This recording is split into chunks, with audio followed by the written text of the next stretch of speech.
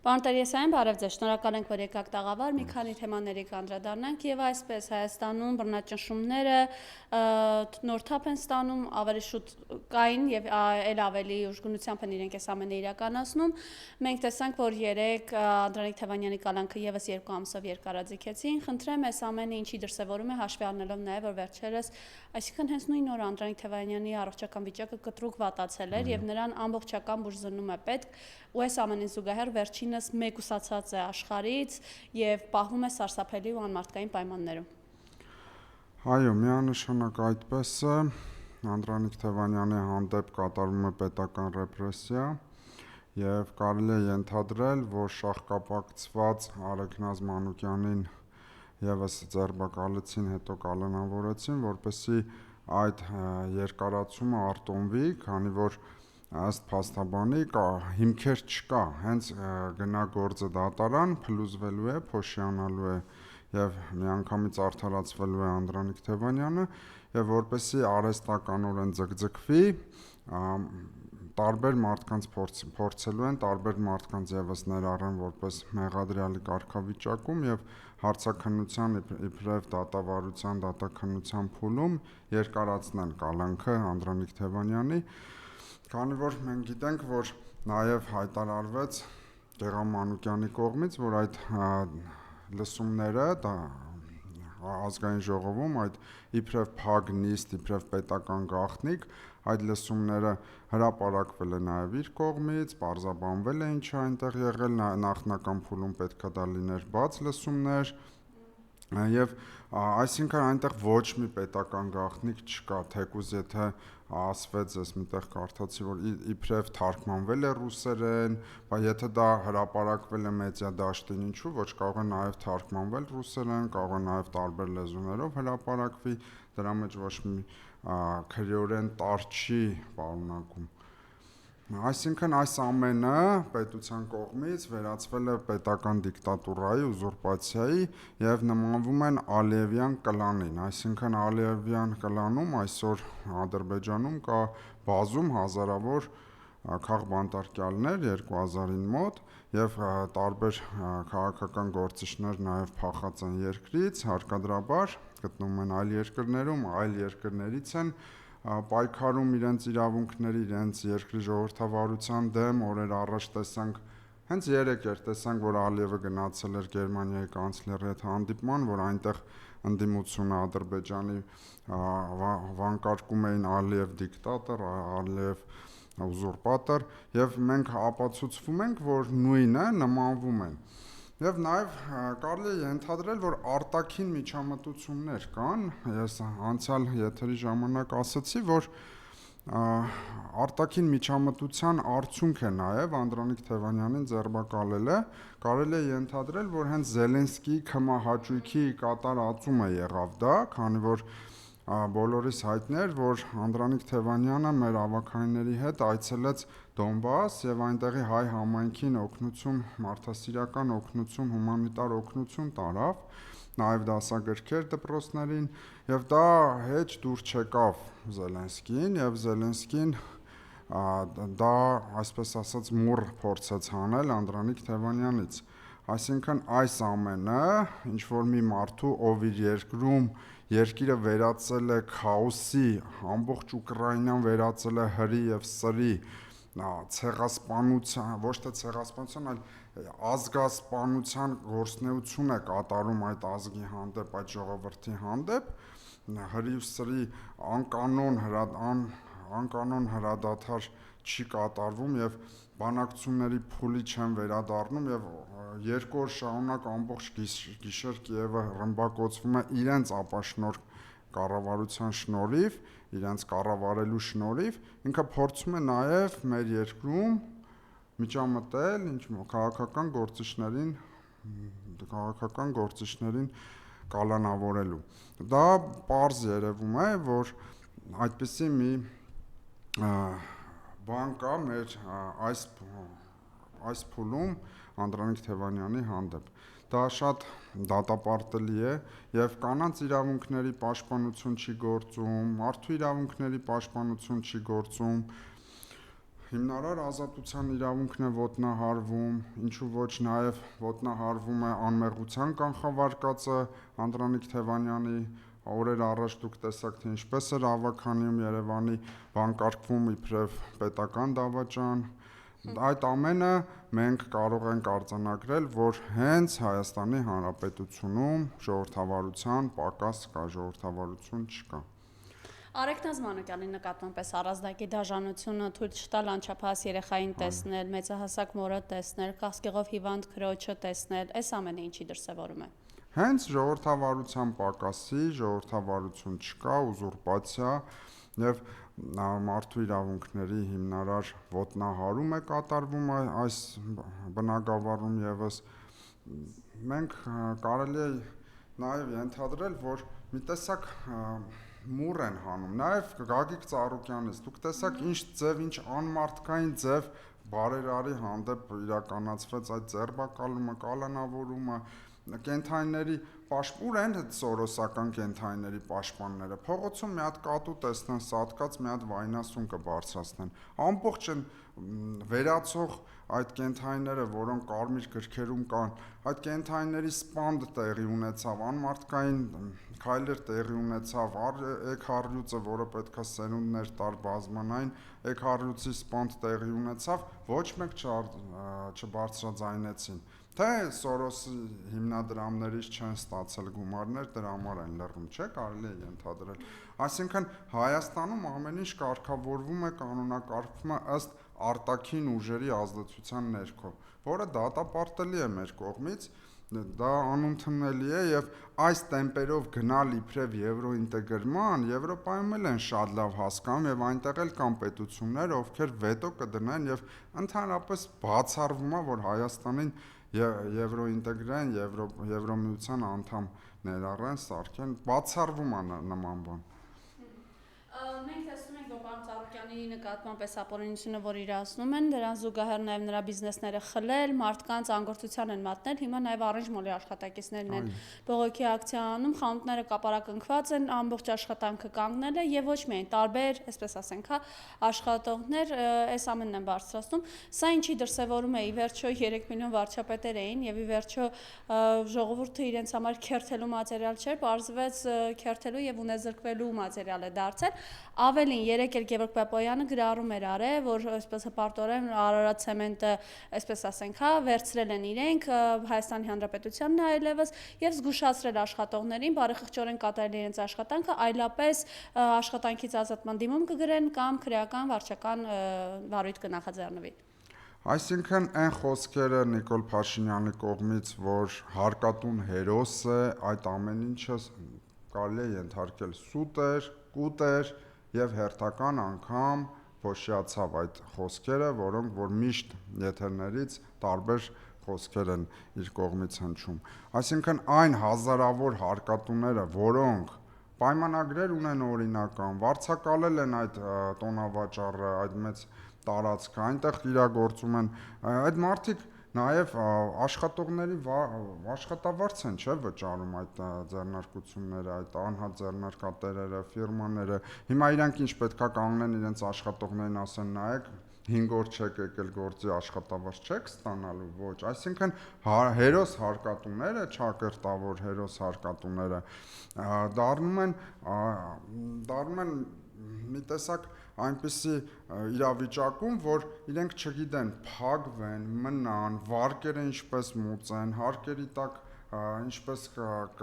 ճկռեն, եթե առևտուր չեն անելու, ապրանքը ժամկետն անցնում է, ապրանքը որակազրկվում է, ապրանքը իրենց տարբեր բնակավարի ապրանքներ կան, իրենց ներմուծած ապրանքներ կան, մոդայից են դուրս գալիս, դրա տակից ոնց են դուրս գալու մեր հերոս հարկատուները, հազարավոր այնտեղ կան ձեռնարկատերեր։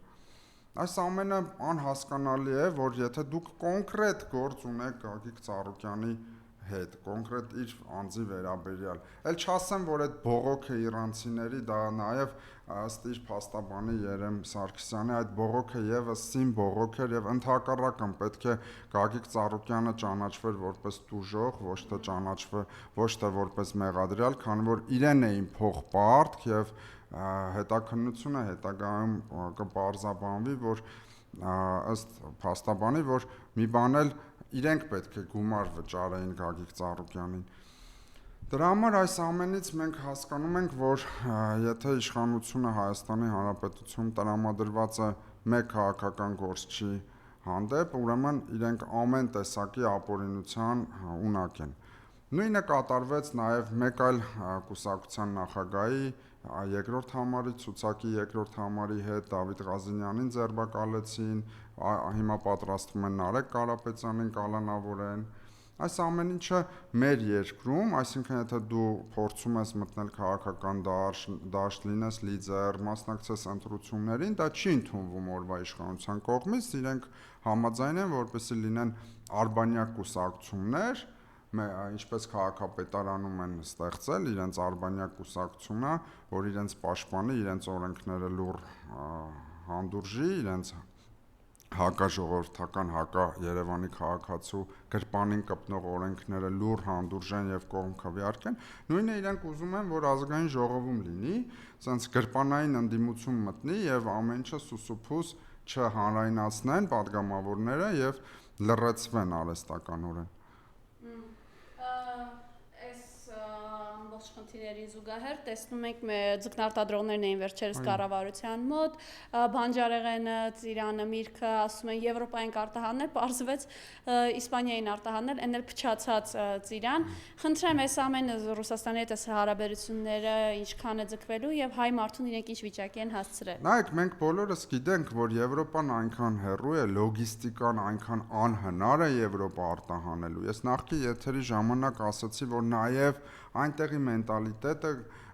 կա, այնտեղի ապրանքի գնողունակության շուկան է տարբեր, ժողովրդի պահանջարկն է տարբեր, իրենք նման չեն մեր հայ սպառողին, նման չեն մեր ԽՍՀՄ երկրների քաղաքացիների, նախկին ԽՍՀՄ երկրների քաղաքացիների մենտալիտետն ու սպառողականությունը նման է մեր Հայաստանի արտադրանքին ու մեր հայ ժողովրդի, բայց եվրոպացին լրիվ ուրիշ ձև է ախր, հարգելի հայրենակիցներ, ախր հասկացեք այդ կտերին մի հավատացեք, գերմանացին մտնում է սուպերմարկետ, ընդամենը գնում է մեկ հատ խնձոր, ասենք որ իրան թողեն այդ մեկ հատ խնձորը կկիսի մեջտեղից, կես հատ խնձոր կվերցնի, կամ կես հատ ծիրան կվերցնի, կորիզն էլ կհանի կդնի մի կողմ, որպեսզի քաշի գումար չտա։ Դուք հասկանում եք, դուք ուզում եք մեր ծիրանը հասնի Գերմանիա, Եվրոպա ու վաճառվի, բացառվում է։ Դրան զուգահեռ ես ձեզ ասեմ ինչ վերլուծություն, Վրաստանի եւ Ռուսաստանի միջև այս կիսամյակի առևտրաշրջանառությունը եղել է 1.15 միլիարդ դոլարի, այսինքն այդ միլիարդավոր դոլարներից մեր քաղաքացիները, մեր ձեռնարկատերերը, ջերմոցատերերը զրկվել են մեր օրվա իշխանության ապաշնոր քաղաքականության շնորհիվ, այսինքն Վրաստանը լինելով ոչ ԵԱՏՄ երկիր, արդեն մեր շուկան գրավել է, այսինքն արտահանել է գինի, հանքային ջուր, միրգ, բանջարեղեն, արտահանել է Ռուսաստան, եւ Ռուսաստանի կողմից այդ սանկցիաները դրվել է մեր հանդեպ, ինչի, քանի որ այդ բոլոր հարաբերությունները փչացվում են եւ Ռուսաստանը պարզ ասեց, եթե հայ ժողովուրդը այդքան ուզում է գնա դեպի Եվրոպա, Եվրոպայի շուկա, եթե Եվրոպան ընդունում է, մի խաբեք մեր հայ ժողովրդին, Եվրոպան ընդունում է թե ոչ, մի հատ օրակարգ կա այնտեղի Եվրոխորհրդարանում, Եվրոմիության տարբեր այնտեղի նիստերի ժամանակ, օրակարգ կա Հայաստանին ընդունել Եվրոմիության մեջ, իհարկե չկա, եթե չեմ սխալվում նաև Դանիայի վարչապետը ասաց, որ նման օրակարգ չկա, Հայաստանը թող սին հույսեր չկապի եվրոինտեգրման հետ, Եվրոմիության անդամ դառնալու հետ, կարող է տարիներ հետո Շենգեն վիզան բացվի, ինչպես Վրաստանում է, բայց դա չի նշանակելու, որ մենք դառնում ենք Եվրոմիության անդամ։ Դա նշանակելու է, որ Շենգեն վիզան բացում են, որ մեր հայ ժողովուրդը արագի մեջ արտագաղթի Եվրոպա եւ վերջ։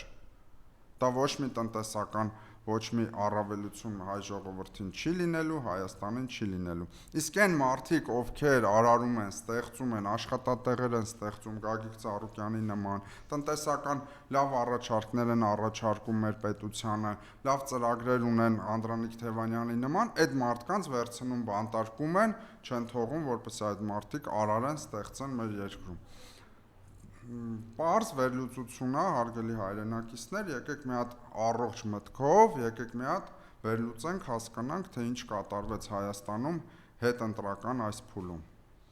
Լավ, ինչու այսպես ասենք, հա, այսքանով հանդերձ, ինչու այսպես վարվում է ժողովուրդը, տեսեք նաև ջերմոցատերերը ահազանգում են, որ իրենց սպառնում է, որ հանկարծ չհամարցական բարձրաձայնվել ինչ խնդիրների առաջ են կանգնած, այլապես էլ ավելի մեծ խնդիրների կբախվեն։ Այս ամենը ինչու է այսպես վարվում այդ մարդկանց հետ, որոնց շատերը օրինակ այսպես հայտարարում, որ հենց իրեն են ձայնվել։ Այո, դե արդյունքում իրենք ենթարկվեցին այս խնդրի առաջ առերեսվեցին, այսպես ասած, եթե քաղաքականությամբ դու չես զբաղվում, քաղաքականությունն է քեզանով զբաղվում։ Այսինքն մեր Հայաստանի Հանրապետությունում այսպես է դարել, եթե դու զարթնում ես քնից, քաղաքականության ապաշնոր քաղաքականության արդյունքում կարաս առերեսվես այդ խնդրի հետ, կարաս առերեսվես թեկուզ սովորական քաղաքացին կարող է մտնի սուպերմարկետ եւ ինքը հանդիպի գնաճի,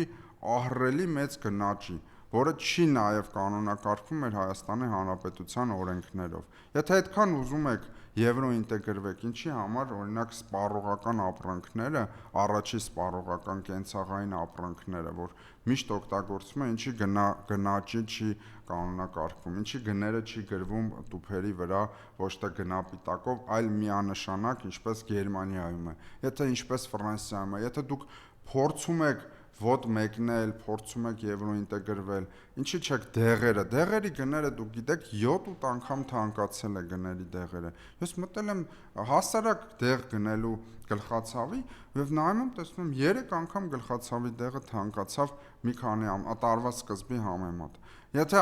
այտենց գնային գնաճ կա, այդքան մեծ գնաճ կա, ինչի՞ չեք կանոնակարգում։ Մեր ժողովուրդը այսպես թե այնպես դառնում է քաղաքական արդյունքում տուժող, այս գնային այս սերտիֆիկատների թանկացում, տարբեր տեսակի ակցիզային հարկերի թանկացում, այդ ամենի արդյունքում մեր ժողովուրդն է տուժվում, չէ՞, սպառողը ժողովուրդն է, չէ՞։ Այլ չասեմ, որ պաշտպանության նախարարությունում ինչ բարդակ է տիրում, չի հսկվում, պատշաճ հսկողություն չկա, ամեն ամիս մեկ զոհ ունենք։ Ցավակցում եմ մեր վերջի զոհի ծնողներին եւ հարազատներին։ Բանակում այդ բարքերը, Այո։ հա, մենք տեսնում ենք լուրերը գալիս են, որ ինքնասպանության են Այո։ փաստացի զինվորին, ու սրանք իդեմս Փաշինյանի եւ Սուրեն Պապիկյանի աչուձախ կանգնում են, թե սահմանի գրակոստեր չկա, զինվորները լավ վիճակում են, բայց ներքի խնդիրների հետ կապված խնդրեպես մասով։ Դա ինչպես արձանագրեցինք, բանակում վերահսկողություն չկա, բանակում բացի թող վիճակ է, բանակում սպայական կազմը, այսինքն տեղում չէ, բանակում ուստավ չկա։ Եթե կարող են զինակոչիկին, նորակոչիկին այն աշճանի բերեն հոգեվարքի մեջ, որ ինքը իրեն ինքնասպանություն թույլ տա, դա արդեն մեկ այլ եվրոպական երկիր լիներ, պաշտպանության նախարարը միանգամից պետք է հրաժարական տար։ Բայց եվրոինտեգրման եք խոսում։ Բայց ուր մնաց այս դեպքերի պատասխանատուները ովքեր են։ Թե ասելու եք լավ, հետի ծառայող տղան է մեղավոր ու դատեք հետի ծառայող տղային, բա վերահսկող մարմինները, բա անմիջական ղեկավարությունը, բա իրանց ղեկավարությունը, բա նախարարությունը, փոխնախարարները, գենշտաբը, այդ ամենը ուր մնաց։ Ու դա կրկնվում է շարունակաբար, եթե մեկ դեպք լիներ, կարող եք ինձ հանդիմանել, ասել, չէ, այդ մի հատ դեպք հա տարվա մեջ, ոչ, ամեն ամիս մեկ սպանություն ունենք բանակում։ Այսինքն մարդ իր երեխային ուղարկում է ոչ պատերազմական վիճակում բանակ եւ իր երեխային էլ հետ չի ստանում։ Շատ ցավալի է դա։ Եվ բանակից խոսեցինք, երբ որ իրավապահ համակարգ կամուսությամբ կենտրոնացրել են քաղաքական ուժերին, հա, մեկուսացնելու նպատակով լիդերներին եւ ոչ միայն, ամբողջ երկիրն է հանցագործել ժողովրդում Տեսան։ Մուրացյան 109 հասցեում, այո, 20 տարեկան երեխան Մուրացյան 109 հասցեում զոհվեց, մահացավ, ցավակցում եմ հարազատներին։ Բացի թողի վիճակը իրավապահ մարմինների անաշխատունակության արդյունքում մենք հիմա մեր երկիրը վերածվել է քաոսի։ Այդ ագրեսիան,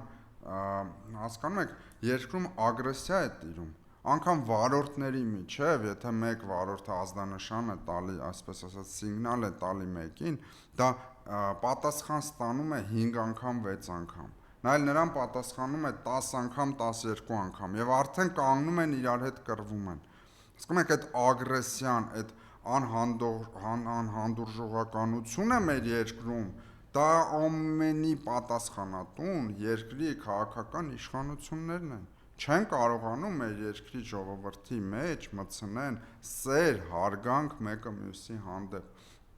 Իսկ այս ընտրություններին մեր առաջարկ Հայաստան ծրագիրը ինչ էր ներառում իր մեջ, մոբիլիզացիա, կոնսոլիդացիա բոլոր խավերի, հանդուրժողականություն ազգի, ներդաշնակություն, տնտեսական աճ, աշխատատեղեր,